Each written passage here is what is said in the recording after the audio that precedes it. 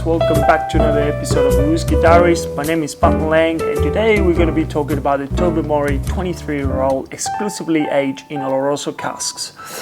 A little bit of history in Tobermory, established in 1798, has a very colourful history similar to a lot of distilleries from back in that era.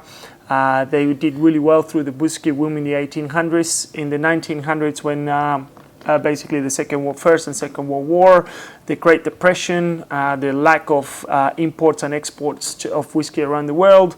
The distillery got mothballs a couple of times, got passed from hand to hand, and eventually it just got bought by a South African company that basically produced a couple of whiskies as well, blended whiskies. So some of the whiskey of Tobermory goes actually to some blended whiskies. Tobermory, previously known as Le Jake as well, they only produce two types of whiskey, which is Tobermory and Le Jake. Le Jake is the smoky version of Tobermory. Tobermory does a non-peated malt, and they use a mix between American oak and sherry casks. Tobermory 15-year-old that is now discontinued was an actually cracker. I used to drink a lot of that back in around 2013, 2015.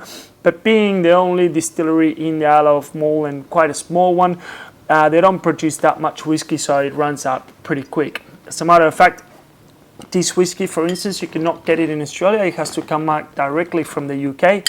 And when you go into the website, I got this from Masters of Malt, you're only allowed to buy one bottle at a time, which is quite annoying because it's a delicious whiskey and it would be good to have the two bottles rule.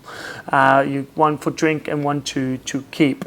But it's so rare and so basically there's so little amount going around that they just put that rule. So the 23-year-old, as I said, is 100% Oloroso cask.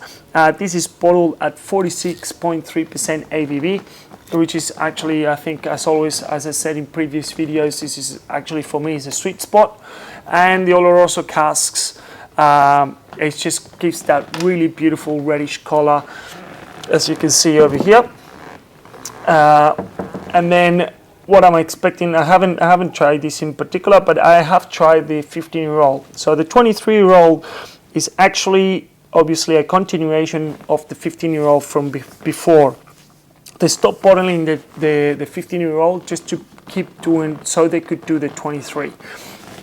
This is my first time trying a 23-year-old Tobermory, and I'm actually quite excited because the 15 was actually incredible.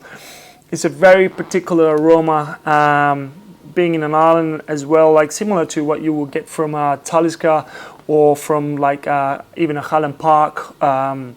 It just has a very particular aroma, but it's completely different to all of them. So it's very, very particular. From the sherry, obviously, you get that spiciness on the nose.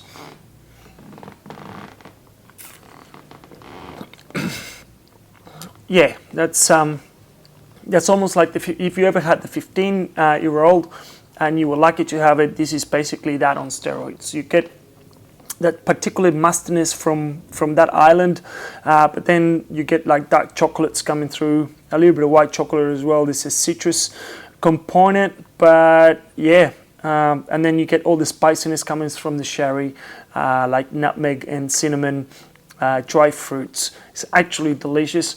A little bit of water wouldn't hurt, but I will keep it this way. 46.3 is actually really good ABV. Anyway, guys, hopefully you enjoyed this video. If you have any recommendations, please let us know, and we'll see you next time. Slàinte.